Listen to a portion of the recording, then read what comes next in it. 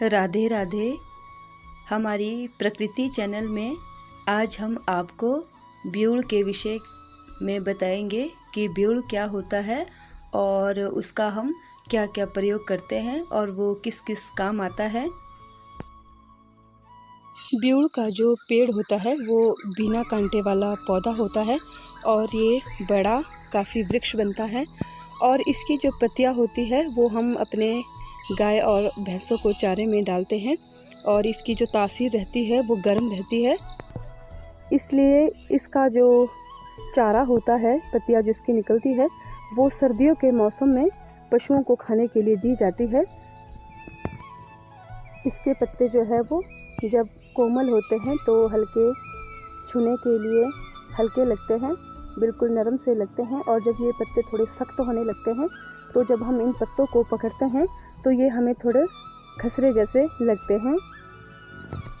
बरसात के मौसम में इन पौधों में पत्तियां लगती है, लेकिन इनको बरसात के मौसम में नहीं निकालना चाहिए।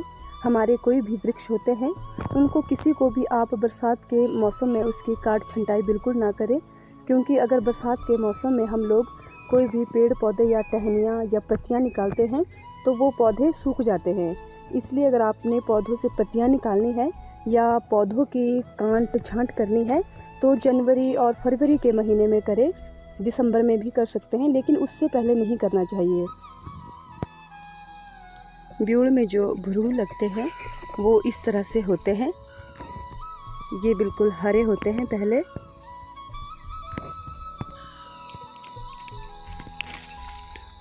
लेकिन जब ये सर्दियों में पकते हैं तो ये काले रंग के हो जाते हैं और खाने में भी बहुत मीठे होते हैं। ये इस तरह से इसके भुरुड़ होते हैं।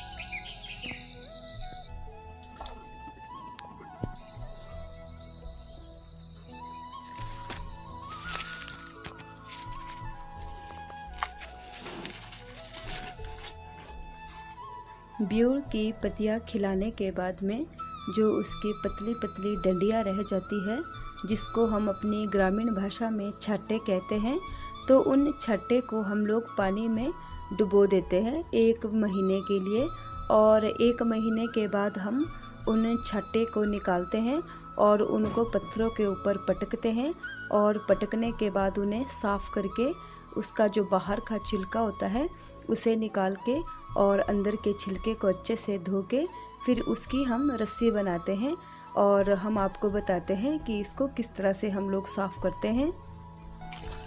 ये जो छट्टे होते हैं ना, इसको हमने पानी से निकाल लिया है। अब इनके छिलके निकालेंगे और छिलके निकालने के बाद इनको पानी में साफ़ करेंगे और फिर ये साफ़ होकर हम इसको बताते हैं आपको कि कैसे करते हैं इसको। ये इस तरह से, ये ऐसे, ताकि इसका जो छट्टा होता है ना ये इसका साफ हो जाए और छिलका निकल जाए। ये इस तरह से फिर इसको धोना है पानी के बीच में।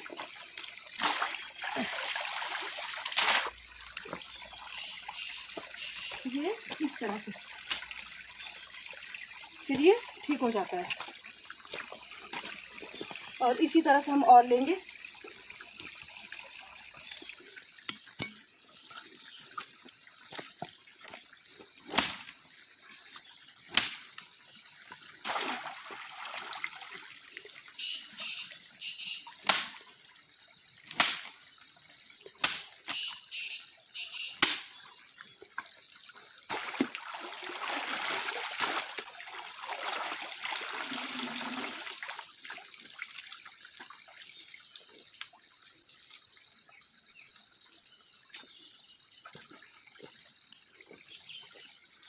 और इसके बाद जब हम छट्टे के छिलके निकाल लेते हैं तो उनको हम साइड में खड़ा कर देते हैं ताकि उनका पानी नीचे को थोड़ा गिर जाए और वो उठाने में थोड़े हल्के हो जाए। और फिर हम उनको बांध लेते हैं और उनको बांधने के बाद अपने घर ले आते हैं और जब हम उनको अपने घर ले आते हैं तो उसके बाद फिर उनको धूप में सुखाने के लिए डाला जाता है। 1 दिन इनको धूप में सुखाना पड़ता है ताकि इन छटों का पानी अच्छे से सूख जाए और इसका अंदर का जो छिलका होता है जिसकी हम रस्सी बनाते हैं, ताकि हम उसे फिर आसानी से निकाल सके। इसलिए इसको एक दिन धूप में थोड़ा खुला खुला करके डालना पड़ता है और एक दिन की धूप के बाद फिर हम इसकी अंदर वाली रस्सी निकालते हैं और इसको फिर आराम से निकालना पड़ता है। और आराम से निकालने के बाद इसकी छोटी छोटी पुलियाँ बनाई जाती है और फिर जो इसकी अंदर की रस्सी निकलती है जिसको हम अपनी ग्रामीण भाषा में शेल कहते हैं, तो इस शेल के द्वारा ही हम लोग रस्सी बनाते हैं। पुराने ज़माने में प्लास्टिक की रस्सियाँ नहीं होती थी, तो लोग इन्हीं को कुटुए में बांटकर और फिर इसको अच्छे से बांध के इसकी रस्सी बनाते थे।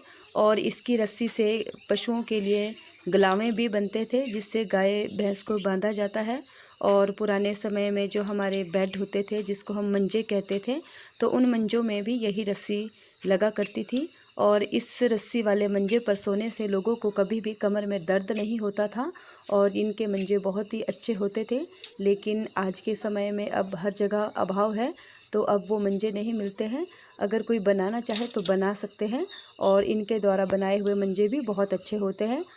और जब हम इन शेल को निकाल के इसकी पुलिया बनाते हैं तो इसको भी धूप में रखना पड़ता है और धूप में सुखाने के बाद इसको हम फिर आराम से साइड में रख देते हैं। और जब भी हमें रस्सी बनानी होती है या गलावे बनाने होते हैं तो फिर इसके द्वारा हम बनाते हैं। और इसमें से जो बची हुई लकड़ियाँ होती है जिसको हम बलहट्टी कहते हैं, तो इस बलहट्टी को हम आग जलाने के लिए इस्तेमाल करते हैं, क्योंकि ये बलहट्टी बहुत ही अच्छी होती है। और जब भी हम चूल्हे में आग जलाते हैं या अपने घर पर कभी भी हवन करते हैं तो सबसे पहले इन बलहट्टियों का ही इस्तेमाल किया जाता है, क्योंकि ये बलहट्टी जल्दी आग पकड़ती है और जल्दी से आग को जलाती है। इसलिए हवन में या जब हम चूल्हे में आग जलाते हैं तो हम बलहट्टी का ही इस्तेमाल करते हैं और इन बलहट्टियों के द्वारा हम आग जलाते हैं। शेल के द्वारा इस तरह की रस्सी बनती है जिसमें हम अपना घास लेकर आते हैं और शादी विवाह में जो डोलियाँ होती थी उन डोलियों में भी इन्हीं रस्सी को पुराने ज़माने में लगाया जाता था और इस तरह से इसकी ये रस्सी बनाई जाती है। और इसके द्वारा जो रस्सी बनाई जाती है यह बहुत जल्दी आग नहीं पकड़ती है, धीरे धीरे आग पकड़ती है। इसलिए बरसात के मौसम में अगर इसकी रस्सी में थोड़ी सी आग लगाई जाती है तो काफ़ी देर तक जलती रहती है और मक्खी मच्छरों से हमें बहुत ज़्यादा राहत देती है। इसलिए इसकी रस्सी का जो प्रयोग है वो हम बहुत सारी जगह पे करते हैं और बहुत ही अच्छा प्रयोग इसकी रस्सियों का होता है। इसलिए गांव में जितने भी लोग रहते हैं उन्हें अपने इन कार्यों को आगे करते रहना चाहिए, इनको छोड़ना नहीं चाहिए, क्योंकि जब हमें स्वयं ही इन कामों का पता नहीं होगा, इन चीज़ों का पता नहीं होगा, तो हम आने वाली पीढ़ियों को भी ये सब चीज़ें नहीं बता सकते हैं। इसलिए हमें इन सब चीज़ों के बारे में पता होना चाहिए और हमें गांव में थोड़ा बहुत ये सब करते रहना चाहिए, सीखते रहना चाहिए। आशा करते हैं आपको यह वीडियो बहुत ही अच्छा लगा होगा और एक नई वीडियो में फिर आपसे मिलेंगे। जय श्री राधे, जय श्री कृष्णा।